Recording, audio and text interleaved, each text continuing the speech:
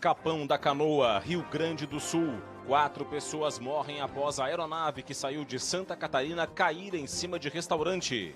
Eleições 2026. Prefeito de Joinville renuncia ao cargo para disputar o governo do estado como vice na chapa de Jorginho Melo. Série A do Brasileiro. Chapecoense é goleada dentro da Arena Condá e técnico Gilmar Dalpozo é demitido. A Paixão de Cristo. Fiéis prestigiam a tradicional encenação da Via Sacra no Ribeirão da Ilha, no sul de Florianópolis.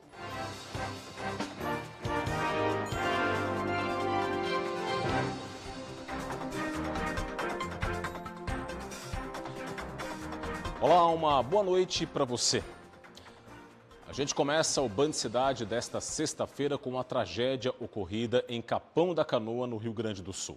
Uma aeronave que havia saído do sul catarinense caiu em cima de um restaurante na cidade. Acompanhe, essas imagens mostram o exato momento em que a aeronave atinge a edificação. Uma casa ao lado também foi atingida. 4 pessoas estavam na residência e conseguiram escapar a tempo. Vamos acompanhar então agora a reportagem. A queda foi registrada por uma câmera de segurança. O monomotor caiu momentos depois de decolar do Aeroclube de Capão da Canoa, no litoral gaúcho. O Roberto viu tudo. Um estrondo assim terrível, assim, parecia uma bomba, sabe? Na hora que estourou, já começou a pegar fogo, um fogaréu assim que de apavorar. Ele já vinha vindo baixo, sabe? Ele estava com as asas meio assim, ó, de lado, assim, sabe? No que ele pegou no fio, ele já desceu e pegou nos outros fios aqui e aterrissou em cima do restaurante. Na hora em que caiu, o avião atingiu um restaurante que estava fechado e vazio. Um grande incêndio tomou conta do local. A casa ao lado também foi atingida. Dentro estavam 4 pessoas que conseguiram sair em segurança. É onde vivem os pais da Catiele. Mandaram um WhatsApp, né, perguntando se meus pais estavam em casa. Aí eu disse, olha, devem estar, né, esse horário. O pai, por nada, às vezes dá uma saída, mas a mãe deve estar em casa. Daí a pessoa disse assim, manda eles saírem rápido. E aí eu disse, mas por quê? Daí nisso ela disse, caiu um avião do lado da casa deles. Né? Quando eu saí na porta, os vizinhos já estavam gritando, né? Os vizinhos todos gritando, os fios arrebentados e umas pessoas correndo e os moradores da frente, do prédio da frente ali, dos fundos também. Fogo, Rejane, corre, tem fogo, tá pegando fogo aí na tua casa. 4 pessoas que estavam a bordo morreram na hora. O sócio da empresa de aviação, Renan Sais, o piloto Nélio Pestana e os empresários Débora Belanda Ortolani e Luiz Antônio Ortolani. O avião, de fabricação americana, tinha capacidade para 6 pessoas. O local do acidente é muito próximo do Aeroclube, que fica a poucos metros daquele lado da rua. Ele havia abastecido em Criciúma antes de chegar ao litoral norte do Rio Grande do Sul.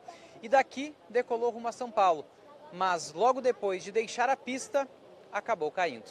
A aeronáutica investiga a causa do acidente. Obviamente, a gente não tem ainda as informações suficientes para dizer o que aconteceu, mas as imagens mostram, sim, uma grande probabilidade de stall e as causas desse stall são inúmeras, inclusive envolvendo a parte do piloto, a parte da manutenção da aeronave, as condições meteorológicas e também questões de carga, de peso e também como se procedeu a decolagem. A Vigilância Sanitária interditou pela segunda vez uma fábrica de sorvetes irregular em Ituporanga, no Alto Vale.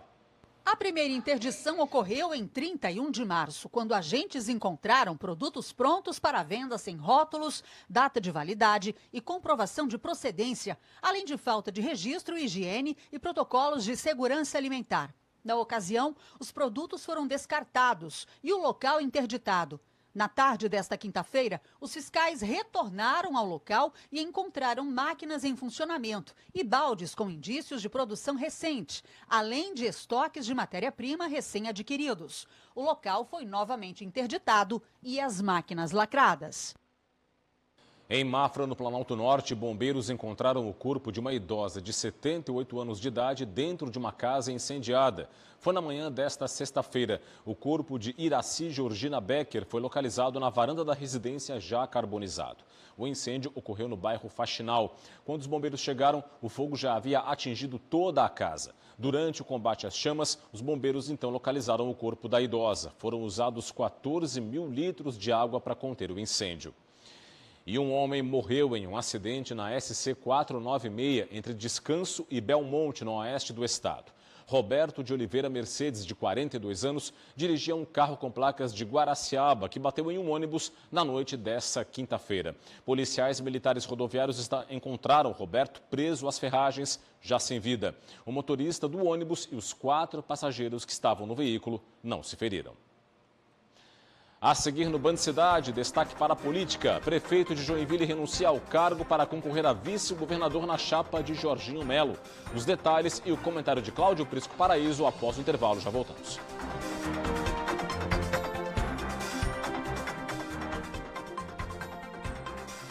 Estamos de volta. O prefeito de Joinville, Adriano Silva, renunciou ao cargo nesta quinta-feira para disputar a eleição em outubro na chapa do governador Jorginho Melo. Joinville passou a ter oficialmente uma nova gestão.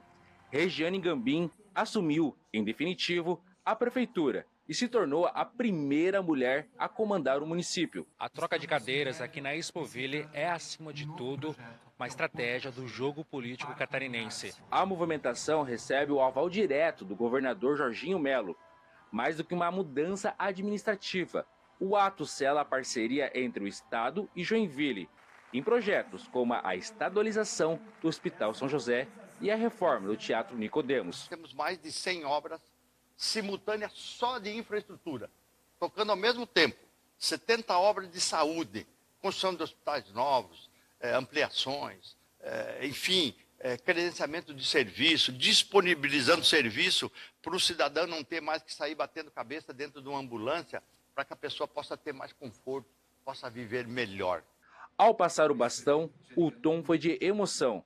Adriano Silva encerra um ciclo de 5 anos, marcado pelo perfil técnico, mas sai com o olhar voltado para as decisões na capital. O maior legado que a gente pode deixar é a educação de Joinville. A educação de Joinville sempre foi uma boa educação, mas melhorar aquilo que já é bom é sempre um desafio.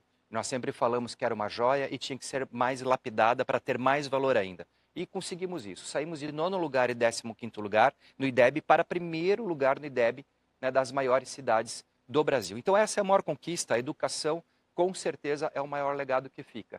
Agora, Regiane assume o comando total da máquina pública, com o desafio de concluir o plano de governo e manter o alinhamento estratégico com o Estado. Olha, o maior desafio que nós teremos é avançar na questão da infraestrutura da cidade, na questão da mobilidade. Nós temos hoje mais de 500 quilômetros ainda de estradas, de ruas de terra dentro da cidade de Joinville. Com o Adriano nós avançamos 100 quilômetros, cerca de 100 quilômetros, e eu preciso trabalhar muito com o nosso time para que a gente possa avançar muito mais, porque a cidade e as pessoas precisam e merecem. Vamos seguir nesse assunto. Agora vem aí o comentário de Cláudio Prisco Paraíso. Olá, Prisco, boa noite para você. Boa noite, Rodrigo. Como vimos, uma solenidade prestigiadíssima, lideranças políticas, empresariais e comunitárias. Nesse registro, o momento da transmissão de Adriano Silva para Regiane Gambim. Logo na sequência, ela assinando o ato de investidura à frente da maior prefeitura de Santa Catarina. E aí, o seu primeiro discurso como prefeita. Aliás, a primeira da história da cidade em todos os tempos. Agora nós temos aí um registro que não é de ontem, é de semanas atrás. Adriano Silva com Jorginho Melo. Sim, ele agora entra com tudo, mergulha de cabeça no período pré-eleitoral, fazendo dobradinha com Jorginho Melo na disputa pelo governo. Agora, também é possível perceber ali na foto Cleverson Sivert, secretário da Fazenda, natural de Joinville, que desempenhou papel preponderante para essa aproximação definitiva entre Jorginho Melo e Adriano Silva. E ele passa, sem dúvida nenhuma, a ser uma alternativa para, em 2028, quando o Regiane for buscar a reeleição, numa coligação Novo PL, ele compor como vice dentro da perspectiva futura de se transformar prefeito de Joinville. Adriano Silva começa a ganhar protagonismo no plano nacional. Nós temos aí ele com o Romeu Zema, ele vem conversando muito com o Zema no sentido de sensibilizá-lo a fechar com Flávio Bolsonaro na disputa presidencial, mesmo que não venha a compor de vice. E esse posicionamento dele, enquanto representante do Novo de Santa Catarina, tem um concurso de outros dois. Deltan Dallagnol, ex-procurador, deputado federal injustamente cassado, do Paraná, e do Rio Grande do Sul, o deputado federal candidato ao Senado, assim como Dallagnol, Marcel Van Hatten. E para encerrar, a notícia do dia, evidentemente, que foi a comunicação de Flávio Bolsonaro, que estará em Santa Catarina, na sua primeira visita como presidenciável. E isso ocorre pelas mãos do irmão, Carlos, candidato ao Senado. Confira. Eu estou com uma surpresa muito bacana aqui do meu lado, que é o meu amigo Flávio, futuro presidente do Brasil. Ele tem um recado para dar para vocês aí. Grande honra anunciar que no dia 9 de maio, um sábado, vamos estar junto aí para o lançamento oficial da pré-candidatura do meu irmão, meu amigo, meu parceiro, Carlos Bolsonaro, ao Senado Federal por Santa Catarina, junto com o lançamento das pré-candidaturas também da Carol Detoni para o Senado e para o nosso governador Jorginho Mello. Todos estão muito convidados para essa grande festa, para a gente mostrar que Santa Catarina vai começar a resgatar o Brasil junto com a gente e as pessoas que a gente precisa ter do nosso lado, porque ninguém faz nada sozinho. Carlos, vamos com tudo. Conta comigo. É isso aí. Ou seja, é aquilo que comentamos ontem. O irmão tentando, sem dúvida nenhuma, e demonstrando que vai alavancar, ou tentar alavancar, a pré-candidatura de Carluxo ao Senado. E a estratégia é muito clara. Voto casado com Carol Detoni. É com você, Rodrigo. Obrigado, Prisco. Vamos agora para Portugal. Por lá foi aprovada a nova lei de nacionalidade que restringe as regras para a obtenção da cidadania portuguesa. É pauta para a correspondente Fabiane Paza em Lisboa. Fabiane, muito boa noite para você. Medida, claro, que mexe com muitos brasileiros que vivem por aí, não é? Muito boa noite, Rodrigo. Boa noite a todos. Um impacto bastante vasto na comunidade de estrangeiros que vive em Portugal e que agora, eventualmente, vai precisar fazer aí um replanejamento familiar ou mesmo um replanejamento de futuro. A lei havia sido apreciada na Assembleia da República em outubro do ano passado, mas foi enviada ao Tribunal Constitucional português, que apontou algumas inconstitucionalidades. Desde então, o texto passou por alterações e retornou, então, para o plenário para votação nesta semana, onde foi aprovada depois de uma articulação, principalmente entre os partidos de centro, de direita e também de extrema direita. Entre as principais mudanças está o aumento do tempo necessário de residência para a obtenção da nacionalidade portuguesa, que passa de 5 para 7 anos para estrangeiros da comunidade de países de língua portuguesa e para 10 anos para os demais países. Bebês de pais estrangeiros que nascem em Portugal também deixam de ter a cidadania portuguesa automaticamente. Precisam morar aqui, residir em Portugal pelo menos 5 anos para ter esse direito. E pais estrangeiros que têm filhos portugueses também deixam de ter o direito automático à cidadania.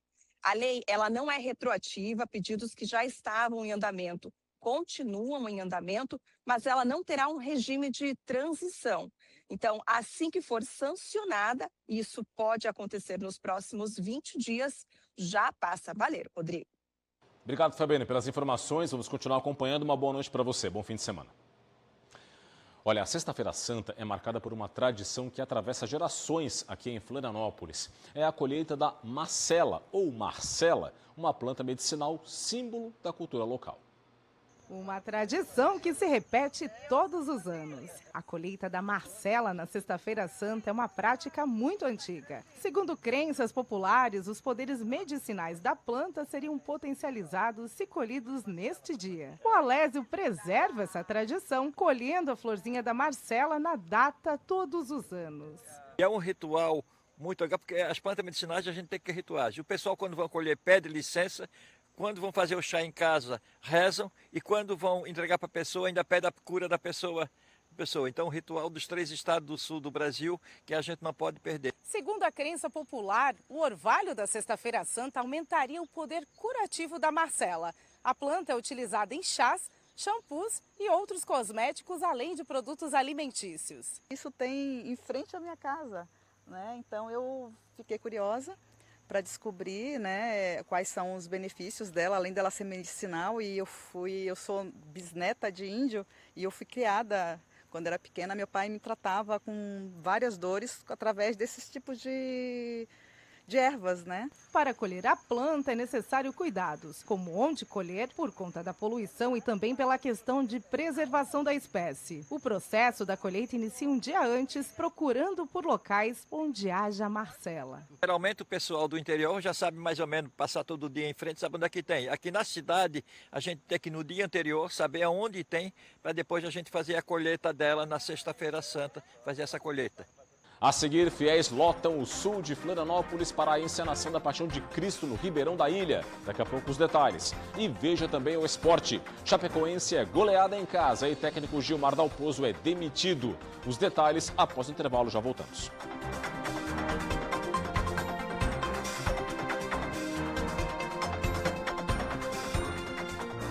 Estamos de volta para falar de fé e devoção. Hoje é Sexta-feira Santa e para os católicos a data marca a morte de Jesus. Vamos então ao Ribeirão da Ilha, no sul da capital. O repórter Gabriel Felipe acompanha a tradicional encenação da Paixão de Cristo. Gabriel, muito boa noite para você.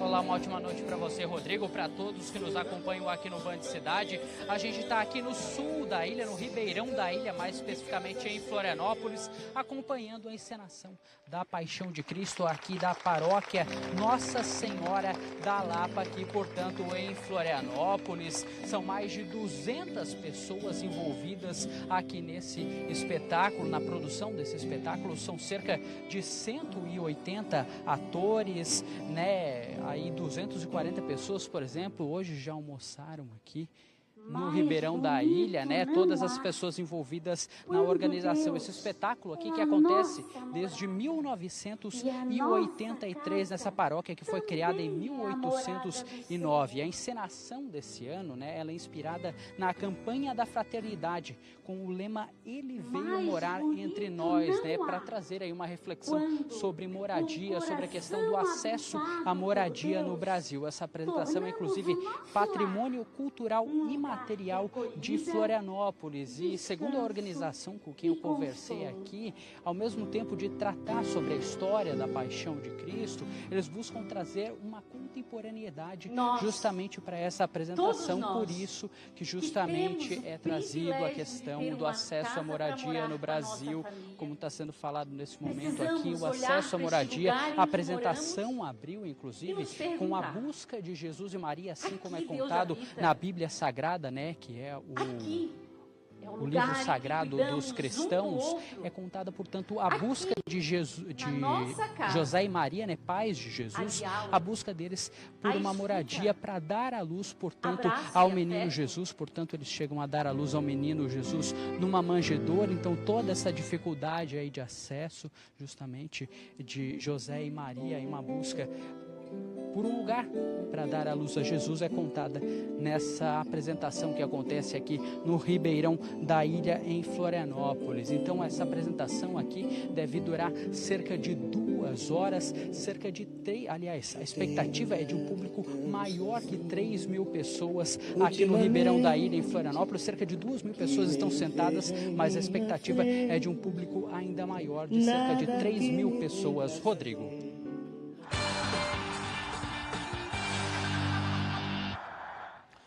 Série A do Campeonato Brasileiro, no encerramento da 9ª rodada, a Chapecoense foi goleada pelo Atlético Mineiro. No chute do Natanael, Bernard desviou de peito e fez o primeiro do Galo. Aos 29, o Hulk acertou um belo cruzamento para o Reinier e ele mandou de perna esquerda para o fundo da rede. 2-0 para o time mineiro. 5 minutos depois, o Coelho teve uma avenida livre para correr. O argentino cortou para o meio e bateu colocado para fazer um golaço. Terceiro do Atlético na partida. Nos acréscimos, Coelho achou o Dudu na entrada da área. Ele teve a frieza para bater entre os marcadores e balançar a rede. E fim de papo na Arena Condá. Chapecoense 0, Atlético Mineiro 4. Pois é, e a goleada sofrida dentro de casa, que você viu agora, e a série de jogos sem vencer custaram o cargo do técnico Gilmar Dalpozo, que foi demitido nesta sexta-feira. Agora, a Série B. Nesse domingo, o Avaí vai em busca da terceira vitória consecutiva diante do Operário.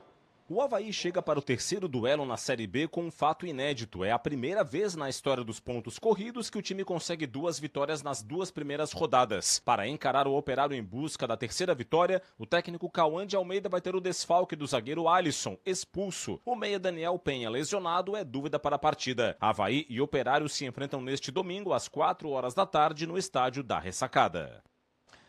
Neste fim de semana começa a Série C do Campeonato Brasileiro, 20 equipes e um objetivo: garantir o acesso à segunda divisão de 2027. Competição com 3 representantes catarinenses.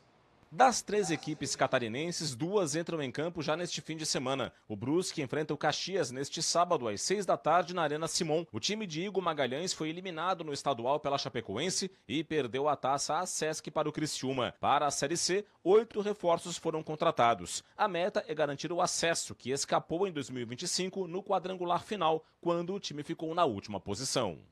Também neste sábado, o Barra estreia diante do Botafogo da Paraíba às 6h30 no estádio Almeidão, em João Pessoa. Atual campeão da Série D e campeão estadual de 2026, o time do Litoral Norte vai bem na Copa do Brasil também. Está na 5ª fase e vai ter pela frente o Corinthians. A partida vai marcar a estreia do novo técnico Bernardo Franco no comando da equipe. O terceiro representante na Série C, o Figueirense, só estreia na próxima segunda-feira contra o Ipiranga, em Erechim, no Rio Grande do Sul. E a 4ª divisão do Brasileirão, a Série D, também vai começar neste fim de semana com 4 times catarinenses. Neste ano, a competição tem novo formato, 96 clubes divididos em 16 grupos. No final, 6 times vão conquistar o acesso à Série C. Joinville e Santa Catarina estão no grupo A15. O JEC estreia neste sábado, em casa contra o São Luís. O Santa Catarina vai ter pela frente um duelo fora de casa contra o Cascavel no domingo. No grupo A16 estão o Blumenau, que estreia amanhã fora de casa contra o São José, e o Marcílio Dias, que tem pela frente o São Joséense, em Itajaí, neste domingo. Cobertura completa você confere na segunda-feira, 12h30, com o João Paulo Cardoso no Jogo Aberto SC. Todos os detalhes do futebol no fim de semana, não perca. E é isso, ficamos por aqui com o Band Cidade. Reveja todo o nosso conteúdo no portal TVBV Online. O QR Code está na sua tela. Vem aí as notícias do Brasil e do mundo no Jornal da Band. Para encerrar, mais um pouquinho da encenação da Paixão de Cristo no Ribeirão da Ilha, cercada por muitos fiéis, muita fé e devoção. Fique ligado, forte abraço, obrigado pela audiência ao longo de toda a semana. Boa noite, bom fim de semana até segunda-feira. Tchau, tchau. Nunca mais fiz nada assim. Será que vocês têm alguma coisa já programada para Páscoa? Eu vou conversar com o Paulo, mas esse ano eu queria ficar mesmo era aqui em casa. Ai, que pena. Davi, cumprimenta o teu tio. Daí, tio. E aí, cara, tudo bem? Tudo certo? Quanto tempo, hein? Onde é que tu anda que eu não te vejo mais? Ah, esse daí vive dentro do quarto jogando, nem sai mais de lá. Ah, só podia. E essa gatona aqui? Oi. Oi, tio, tô fazendo ginástica, sabia? Tu tá fazendo ginástica?